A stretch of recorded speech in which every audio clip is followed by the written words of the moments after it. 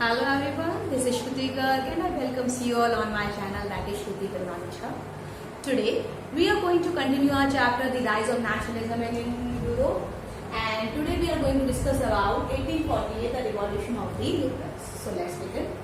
As in the previous session we already had discussed कि बहुत सारी प्रॉब्लम्स अराइज हो गई थी, पुअर्स के तरफ नहीं ध्यान दिया जा रहा था, अनएम्प्लॉयमेंट इंक्रीज हो रहा था, सिलीसिया वर्कर्स के साथ प्रॉब्लम क्रिएट हो गई थी and all this come to know कि भाई finally people did not like the constitution monarchy और वो लुइस फिलिप को भागने पर मजबूर कर देते हैं। ठीक है, तो जो इवेंट हुए फरवरी में उसका इम्पैक्ट ये हुआ कि मोनार्की का एंड हो जाता है और रिपब्लिक एस्टेब्लिश हो जाती है।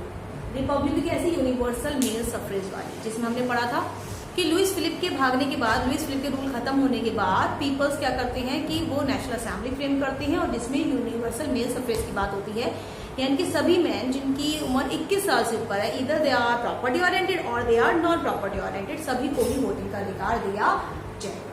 Clear? So establish republic with universal male suffrage. अच्छा, तो यूरोप में बाकी जगह भी फिर यही काम होने लगता है कि भाई जब एक बार फ्रांस में ये चीज हो जाती है कि अब लोगों ने कहा कि हम तो पूरी तरह से रिपब्लिक चाहते हैं, रिपब्लिक वहां पर आ जाता है, तो इसका इम्पैक्ट बाकी के यूरोप पर भी पड़ता है। तो जो बाकी की नेशन स्टेट अभी तक नहीं बनी है, वहां पर बहुत सारे एजुकेटेड मिडिल क्लास क्या करते हैं, अपनी अपनी एक ग्रुप बनाना शुरू करते हैं, एजुकेटेड मिडिल क्लास, और वो डिमांड करते हैं कि हमें क्या चाहिए, कॉन्स्टिट्यूशन चाहिए, कॉन्स्टिट्यूशनलिज्म चाहिए विद नेशनल यूनिफिकेशन, यानी कि हम नेशन को यूनिफाई करना चाहते हैं, लेकिन नेशन को यूनिफाई करने के साथ साथ we also want what, constitution, यानी कि हमें कॉन्स्टिट्यूशन चाहिए, हमें एक ऐसा मोनार्की रूल नहीं चाहिए जिसमें people did not have right to say anything या people only have to follow the orders of the king. Clear? So वो ऐसा चाह रहे थे कि कॉन्स्टिट्यूशन मोनार्की आ जानी चाहिए, तो यानी कि कॉन्स्टिट्यूशन प्रिंसिपल चाह रहे थे, कॉन्स्टिट्यूशन चाह रहे थे, फ्रीडम ऑफ प्रेस चाह रहे थे, freedom of association.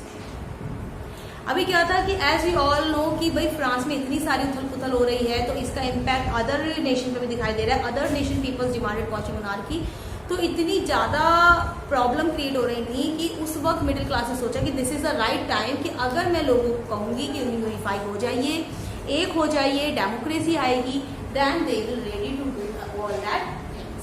Clear? Now we are, उसके बाद क्या होता है कि जैसे कि हमारा ये सब कंडीशन क्रिएट होती हैं, तो जर्मन में भी लोगों ने कहा कि भाई हम भी क्या बनाएंगे, अपनी नेशनल असेंबली बनाएंगे, ऑल जर्मन नेशनल असेंबली बनाएंगे, जैसे कि फ्रांस में नेशनल असेंबली बनाई गई। तो जैसे हमने पढ़ा था कि फ्रांस में नेशनल असेंबली बनाई गई थी, उस नेशनल असेंबली में क्या हुआ था कि नेशनल असेंबली जो हमने फ्रांस की बनाई थी, उसमें हमने जितने भी पीपल्स थे, उनमें से जितने भी एक्टिव सिटीजन थे, उन्होंने मिलकर कुछ लोगों की क्या बनाई थी, नेशनल असेंबली बनाई थी, और वो नेशनल असेंबली के जो लोग थे वो ही डिसाइड करते थे कि हम कैसे किंग की पावर को लिमिट कर सकते हैं, how we can limit the power of the king. और उन्होंने खुद ही सोचा कि भाई किस तरह से जुडिशरी काम करेगी, तो उसी के को बेस बनाते हुए all German national assembly form करी जाती है 1848। इसमें टोटल मेंबर जो इलेक्ट होकर पहुंचते हैं वो है 831 इलेक्टेड रिप्रेजेंटेटिव फ्रैंकफर्ट पार्लियामेंट में पहुंचते हैं, जो कि है Saint Paul church. Saint Paul church के अंदर फ्रैंकफर्ट पार्लियामेंट बनाई जाती है। इस ऑल जर्मन नेशनल असेंबली में एजुकेटेड मिडिल क्लास है, बिजनेसमैन है, आर्टिशियंस है, बहुत अच्छे लेवल पर इन लोगों को इकट्ठा किया जाता है और ये लोग वोट करके 831 पर्सन की क्या बनाते हैं, फ्रैंकफर्ट पार्लियामेंट तैयार करते हैं। और ये लोग फिर बाद में क्या करते हैं कि वो पूरा का पूरा कॉन्स्टिट्यूशन मोनार्की तैयार करते हैं, रूल्स तैयार करते हैं कि how the power of the king will be maintained. तो इन सब चीजों को काम करने के बाद उन्होंने कहा कि भाई ऑब्वियसली बात है, कॉन्स्टिट्यूशन मोनार्की है तो there must be a king. Clear? तो इसीलिए उसका ऑफर कि फ्रैंकफर्ट पार्लियामेंट में कहती है कि जो हमने कॉन्स्टिट्यूशन मोनार्की डिसाइड करी, उस कॉन्स्टिट्यूशन मोनार्की का किंग किसको बनाया जाए, तो king of Prussia Frederick William fourth, king of Prussia Frederick William fourth को ये ऑफर दिया जाता है कि that the people of German want कि आप उनकी कंट्री को रूल करें on the basis of constitution monarchy. But king denied, king कहते थे no, I am not going to be a part of the constitution monarchy, मुझे चाहिए तो पूरी मोनार्की चाहिए, कॉन्स्टिट्यूशन मोनार्की के अंदर मैं काम नहीं करूंगा। और वो उन लोगों के किंग जो है फ्रेडरिक विलियम फोर्थ, उन लोगों से जाकर मिल जाता है जो कि मोनार्की सपोर्टर्स, यानी कि जो मोनार्क के रूलर्स हैं, यानी कि जो राजा हैं जो चाहते हैं कि हाँ कॉन्स्टिट्यूशन मोनार्की में काम नहीं कर सकते, उनके साथ, या जो लोग उनकी ट्रुप के साथ जाके मिल जाए। जी। अब यानी कि जर्मन में नेशनल असेंबली तो बन गया, बट उसको कंट्रोल करने के लिए उसके ऊपर राजा नहीं है, तो ऑब्वियसली बात है उसकी भागदौड़ किसके हाथ में आएगी, जिन्होंने वो बनाई है, यानी कि जितने मिडिल क्लास के पीपल्स हैं। तो जो मिडिल क्लास के पीपल हैं, एरिस्टोक्रेट हैं, आर्टिशियन है, आर्मी की मैन है, उन सब में मिलकर जो फ्रैंकफर्ट पार्लियामेंट में जर्मन नेशनल असेंबली बनाई थी, वो उसके ऊपर काम करने लगते हैं।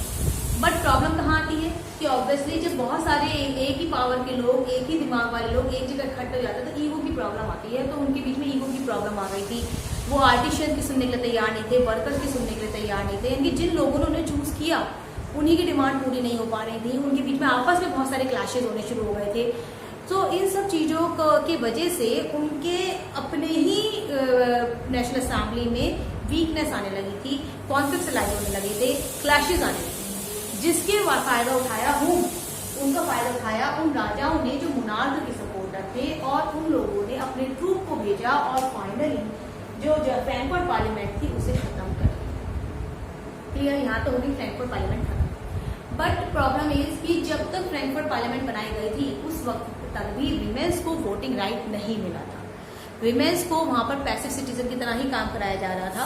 कहने के लिए जितना भी रिवॉल्यूशन हुआ, जब रिवॉल्यूशन हुआ, हर एक में जो विमेन्स हैं उन्होंने एक्टिवली पार्टिसिपेट किया था, और उन्होंने पॉलिटिकल एसोसिएशन बनाए थे, न्यूज़पेपर फॉर्म करे थे, मीटिंग्स अटेंड करी थी, डेमोन्स्ट्रेशन में पार्टिसिपेट किया था।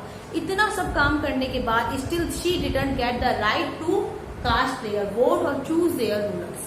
तो इसीलिए जब सेंट पॉल में फ्रैंकफर्ट पार्लियामेंट बनाई जा रही थी तो नीचे की जगह, तो चर्च के नीचे वो बैठे थे नीचे की तरफ, those who are acted an active citizen, और ऊपर गैलरी में उन लोगों को बैठाया गया था those who are the passive citizen, जिसमें सारी वीमेन्स थी, बिकॉज वीमेन्स को वोटिंग का अधिकार नहीं दिया गया। Clear. Then what they are saying कि भाई एक बार कंजर्वेटिव्स ने, तो ऑब्वियसली बात है फ्रैंकफर्ट पार्लियामेंट को डिस्ट्रॉय करने में तो वो कामयाब हो गए थे, but they are not getting their order back, power of their order back, कि वो अपनी पावर्स को वापस नहीं ला पाए थे। दे कम टू नो कि जो एक साइकिल है रिवॉल्यूशन की, रिप्रेशन की स्टार्ट हो चुकी है, और वो अपना पुराना वाला रूल तो वापस नहीं ला पाएंगे, और अगर उन्हें कुछ चाहिए कि हाँ उनकी मोनार्की बनी रहे तो उन्हें लिबरल नेशनलिस्ट को कुछ फ्रीडम देनी पड़ेगी। तो जो फ्रीडम वेस्टर्न यूरोप में 1815 से पहले मिल गई थी, 1815 से पहले मिल गई थी, वो फ्रीडम सेंट्रल और ईस्टर्न यूरोप में 1848 के बाद मिली। जैसे सेफ्डॉम खत्म कर दिया गया, इसके अलावा बॉन्डेड लेबर का कॉन्सेप्ट खत्म कर दिया गया। इसके अलावा जो हैब्सबर्ग एम्पायर का रूलर है उसने हंगेरियंस को 1867 में और ज्यादा freedom the, because they know कि अब उनका रूल पूरी तरीके से तो नहीं चलेगा, और if they want to rule over the country और they want to rule over any area, then they have to provide some freedom to the citizens. Clear? So today we are going to cover only this topic. I think you all understood it very well, and have a nice day. Thank you.